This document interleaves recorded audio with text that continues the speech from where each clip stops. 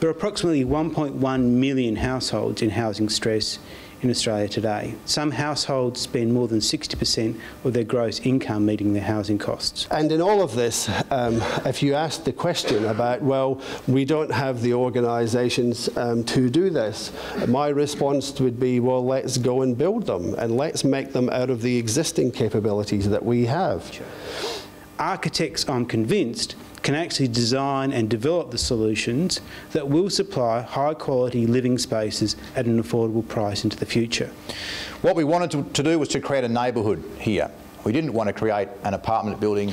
You go into the foyer in this building, you go up in the lifts, you will be alongside people who are public housing tenants. You'll go alongside people who've bought their house or their apartment off the property locator because they're earning 60 grand a year or less, that you have to be eligible to buy those properties.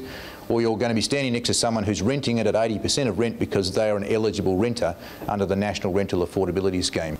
What this facility will say to a young person is, you're valued, you are the same as everybody else, you can live in housing like everyone else, you have a future and you have a capacity to work to that future. The project is something that's very dear to our hearts as Bird Delacour architects.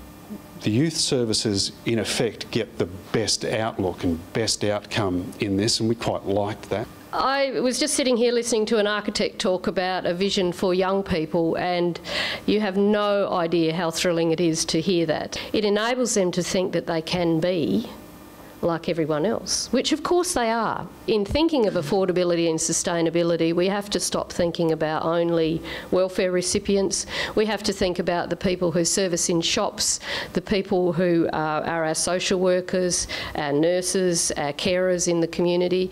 74% of local government areas are unaffordable for key workers. So the people that Wendy spoke about before, the sub 60,000, you know, where do they actually buy a house and where do they live? If you're on an income of 60 grand or less, you can be deemed eligible. You can then access that property.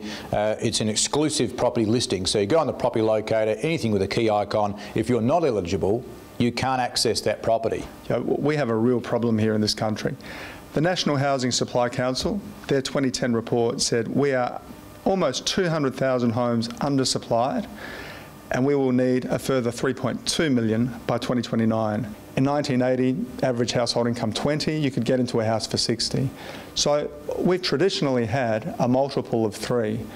We're now up to 7.4. That makes Adelaide more expensive in relative terms than New York and London. We have a deep structural problem in Australia. It's not short term, it's not 2 or 3 or 5 years, it's jumped up over 20 years. We therefore, like much of the other parts of the Western world, need to go into more diversified models, new institutional forms and new methods of funding. We have these affordable housing challenges. We have these challenges in terms of the functioning of our cities, and there are innovations out there that can really deliver substantial results in terms of affordable housing and good quality life experiences, and we just need to see them grow. I'd like to take the UniSA stuff and put it in front of ministers and other people to show that there is something called design, which is about design ingenuity as much as it is about design thinking, and to prove that design is not just about product or shape or colour. My thanks to